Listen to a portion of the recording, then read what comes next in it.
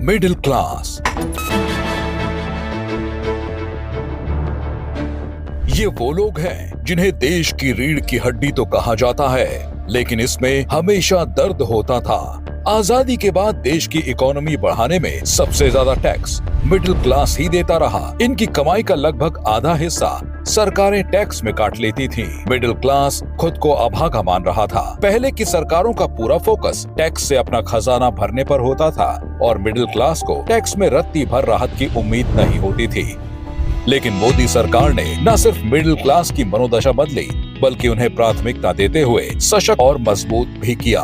मोदी 3.0 सरकार के पहले बजट में वो हुआ जो आजाद भारत में कभी नहीं हुआ था। ये हर भारतीय के सपनों को पूरा करने वाला budget. I present the budget for 25-26. I am now happy to announce that there will be no income tax payable up to income of 12 lakh rupees.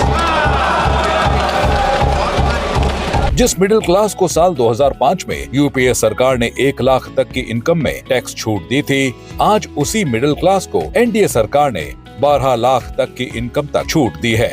अब 12 लाख तक की आय तक कोई टैक्स नहीं है। 36 जीवन रक्षक औषधियों को मूल सीमा शुल्क BCD से पूर्ण छूट वाली औषधियों की सूची में शामिल किया गया। साथ ही मिडिल क्लास के सपने को पूरा करने के लिए स्वामी special window for affordable and mid income housing योजना के तहत 50,000 घरों का निर्माण पूरा हो चुका है। इस साल 40,000 और घर बनकर तैयार होंगे।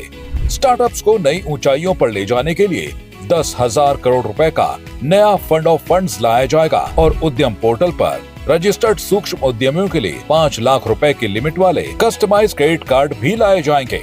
मोदी सरकार ने 2025 के बजट में मिडिल क्लास को उनकी अपेक्षा से अधिक सौगातें दी हैं। अब मिडिल क्लास के पैसे से सरकार का खजाना नहीं, बल्कि उनकी खुद की जेबें भर रही है। मोदी सरकार का हर कदम, हर एक्शन मिडिल क्लास के लिए है। मोदी सरकार 2047 के लक्ष्य के साथ विकसित भारत की तरफ आगे बढ़ रही है।